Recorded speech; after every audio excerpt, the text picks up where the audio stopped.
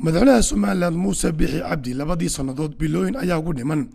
waxaana go'aamada uu soo saaray qaarkood wali aan hirgelin waxaana shacabka Soomaaliland isweydiinayaan afar go'aan oo wata amaradooda halkii ku dambeeyeen iyadoo aan fulin bishii koobaad sanadka 2019 wuxuu amar ku bixiyay wasiirada iyo saraakiisha dawladdu inaanay tagin cisbitaalada gaarka loo leeyahay oo aan lagu daweyn taabadalkeeda la geeyo haday bukoodaan ama xanuunsadaan cisbitaalka guud ee dawladda ay maamusho wasiirada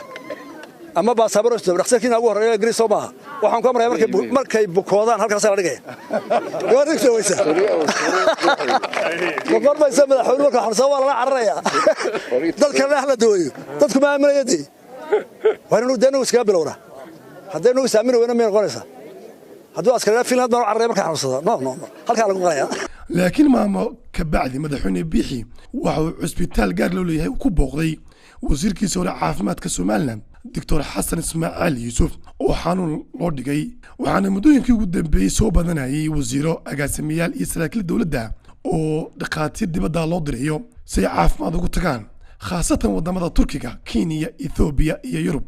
madaxweynaha Soomaaliland dabayaaqadii sanadkii 2018 iyadoo dhibaatin xooggan ay keeneen roobabka ka Hargeysa dadna ay ku dhinteen ayaa isagoo dul taagan balliga daami Hargeysa wuxuu ku amray maamulayaasha dawladda oo Hargeysa iyo laamaha kale dawladdu in la jabiyo oo biyaha laga sii daayo balliga daami waxa kale maalintaas u amray in isla balliga xaafadda Jigjigeer isla la jabiyo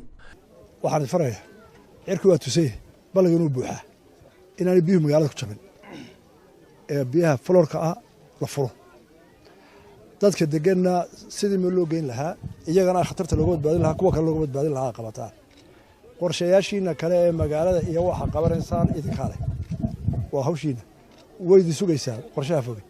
laakiin afraadka saacadaynu joogno daruurta taagan iyo biyaha buuxa iyo magaalada waana kala furtaa ama habeen shaqeeya ama maalin shaqeeya ciidanka doontaan gurmad u dirsada hadaa ciidanka xoog u baahantiin hadaa u baahantiin baldoosaro haduu shicib leeyahay hadii dawladdu hayso dhammaan inta loo gurmado magaalada sida ugu dhiiray biyahaas aan ugu fatahayn ayaan ka rabnaa afraad ka soo socdo kan waa sahala tiraahdo laba sax qoys baa degan kan maanta gari ka daba saara dhibaato waxa ka jirta kay kale guriyo badan degan iyo dad badan barsida ugu nabadgeliyo badan ee biyaha lagu sii deynayo ka daami waxa kale madaxweyne Biixi amarada uu bixiyay kamid ah oo sheegay khatarta xadhkaha leyrku tallaabo adag dawladdiisu ay qaadi doonto khasaaraha shirkadaha leyrka ee waayarka shiricda sanduusha marinaya ee maalin wala rood cabada uu qabsanayo waa dhiil weyn waana arrin laga qaadi doono tallaabo ah in dadka laga safgareeyo leyrka madaxweynaha Soomaaliland isla toddobaadkan waxa uu sheegay in xukuumaddiisu ay dib u eegi doonto boorarka shirkadaha xaysiiska ee Hargeysa laamiyadeeda la suray isagoo sheegay oo ka hadlaya tallaabooyinka doonaya inuu qaado ayaa waxa wili shirkadaha dabka magaalada u gudbiya in badan waa ku celinay hay'adaha ku shaqada leh iyo wasaaradaha ku shaqada leh iyo ciidamada waxaan soo toos amreynaa inay tallaabo adag nabadgelyo ka qaadaan labada qolada dabka gudbisa si uu gudbiya dabkaasi inuu ammaan yahay iyo qolada xaysiiska biraha culus meel soo dhigtay dawladda hoose iyo wasaaradda arrimaha dhulka hawlaha guud waxaan isku tagi bal waxa dhisan mooyee biyaha magaalada mar walba dhibaato ka dhacayso in xal loo helo tano qura ma ahay magaalo waliba waa caynka oo roobkii maanta ku dhacay magaaladu ku dhacaabo waa inta in leeg go'aamada iyo amaradaani soo sheegnay ee madaxweynaha Soomaaliland Muuse Biixi Cabdi hore amarka ugu bixiyay wali waa qaaran fulin oo laga warsugayo in madaxweyne Biixi go'aamada uu soo saaray sidiisa ay ku fulaan